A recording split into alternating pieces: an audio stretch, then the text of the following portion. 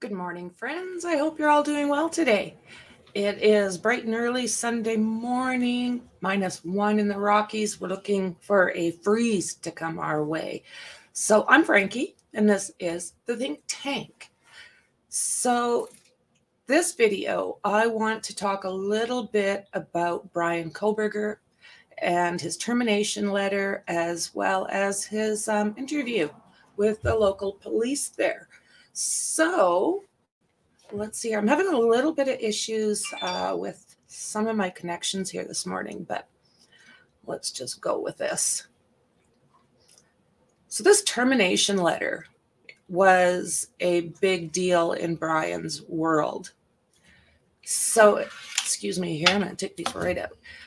Idaho, unaliving suspect Bryan Kohberger was allegedly fired from his position as a teaching assistant at the Washington State University. A termination letter was provided to News Nation. We do have that letter. And it says it might give some insight into the university's decision. Well, absolutely it does. So he's 28 years old. We know he was a grad student, and we also know that he was accused of unaliving those 4 students, Kaylee, Maddie, Zaina, and Ethan, back in November.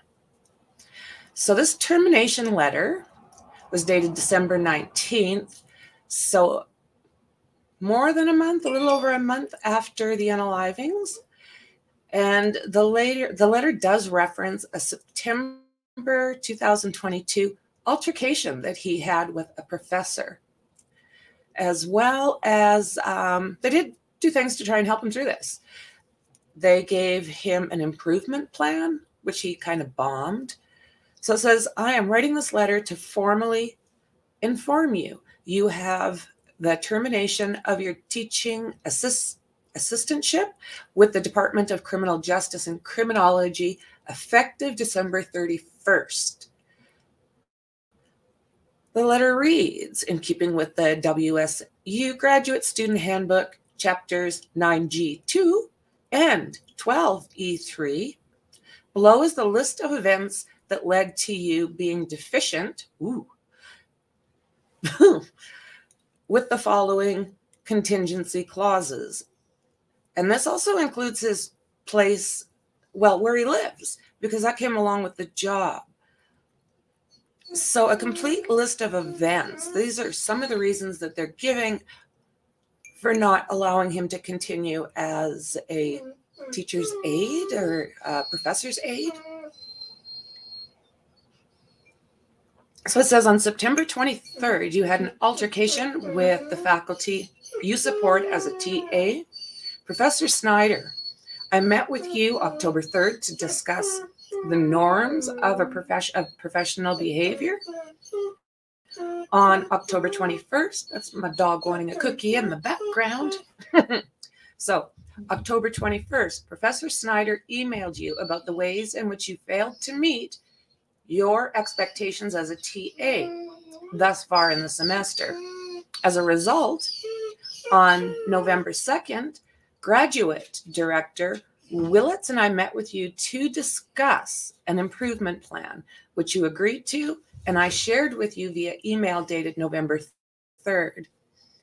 We met with you again on December 7th, this time with Professor Snyder as well as Dr. Willits and I, to discuss your progress on the improvement plan. While not perfect, we agreed there was some progress.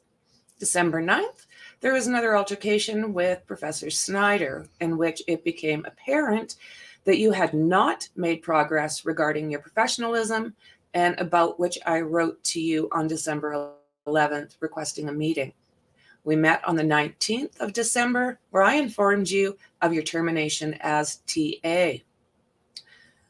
So let's see here. Losing a job is potentially losing your income, the embarrassment of losing your position, maybe even having your dream of being a PhD in jeopardy.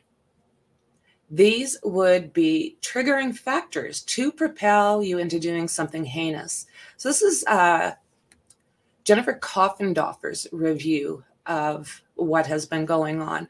She's an ex-FBI agent and has extensive experience, continuing experience. So let's see here.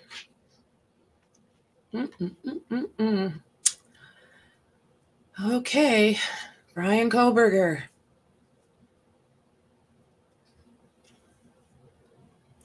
So, on top of this, Bryan Kohberger met with a police chief prior to the University of Idaho unalivings.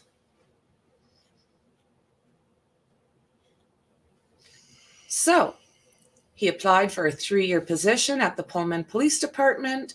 He had met with local police chief for a job interview before being arrested and charged with the unalivings of the 4 students. It was my great pleasure to meet with you today and share my thoughts and excitement regarding the research assistantship for public safety, wrote Kohberger a few hours after he met on April 12th in an email that was obtained by, looks like Inside Edition Digital. So the reply was, great to meet and talk with you as well, responded Gary Jenkins, the chief of police for the Pullman Police Department. How scary is that? Kohberger had met with Jenkins in hopes of getting one of 2 3-year graduate research assistantships offered by the Washington State University. The purpose of these positions is to port each agency through data management and analysis and to position them for success as they seek external funding. It is unclear if Bryan Kohberger actually got that position. I've heard that he was possibly one of 4 at the very least, if he wasn't accepted, because what's happened is now there's no record of his application, interview, or anything that's coming to light. So it is unclear if this is the same position referenced in the probable cause affidavit filed in the case, which claims that Kohberger wrote an essay. Remember that essay? When he applied for an internship with the Pullman Police Department for the fall of 2022. He wrote, I would be interested in assisting rural law enforcement agencies with how to better collect and analyze technological data.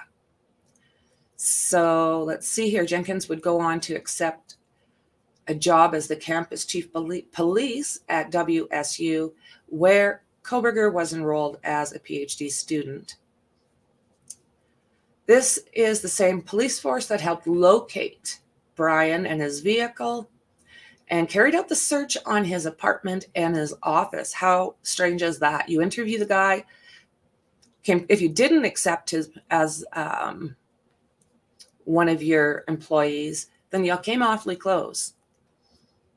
The search turned up 1 nitrate type glove, 1 Walmart receipt, 1 Dickies tag, 2 Marshall's receipts, a dust container from a Bissell Power Force vacuum, 8 possible hair strands, 1 Fire TV stick with cord and plug, 1 possible animal hair, 3 possible hairs, 1 computer tower, 1 collection of a dark spot that was collected without testing, 2 cuttings from an uncased pillow that was reddish brown stain, and 2 top and bottom mattress cover packaged separately, both labeled multiple stains. So we do know that he has been charged for all 4 of those deaths. And the next time we're going to get any real information is, let's see here, is when court starts up back in June.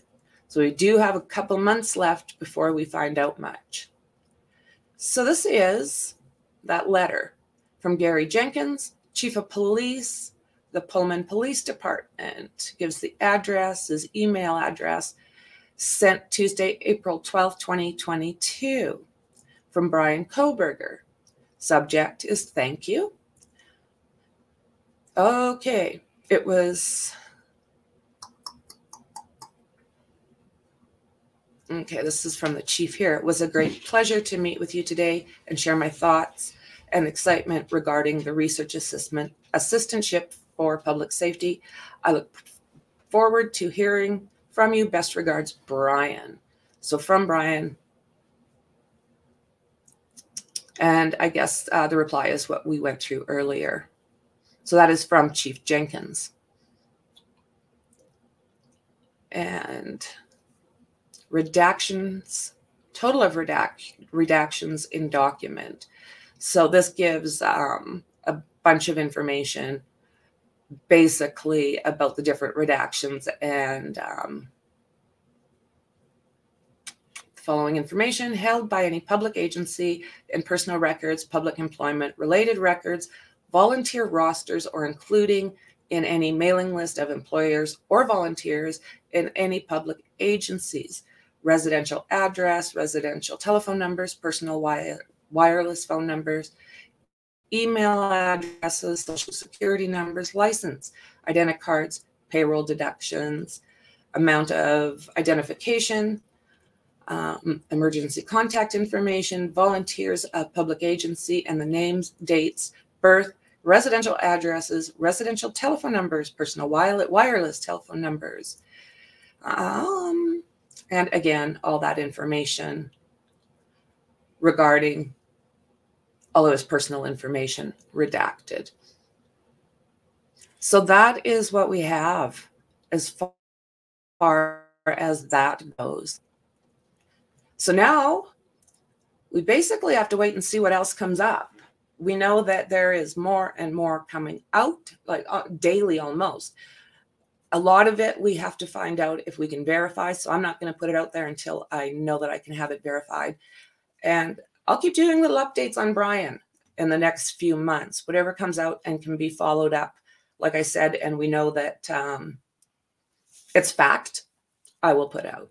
So later today on my other channel, Frank Hero's Crime Updates, Historical Cases, me and Mexi are going to be doing a live on, of all things, okay, Vibro Fog hit me for a second. Lacey Peterson's case. It's been a while since I've gone through all of that. And, you know, different things are coming out. He's just had a court appearance trying to basically, there's a juror in there that's questionable. So actually there might be more than one, but there's one specifically that they are interested. The defense was interested in finding out more about her and seeing if they could get away with having it dismissed. She was, how do I put this?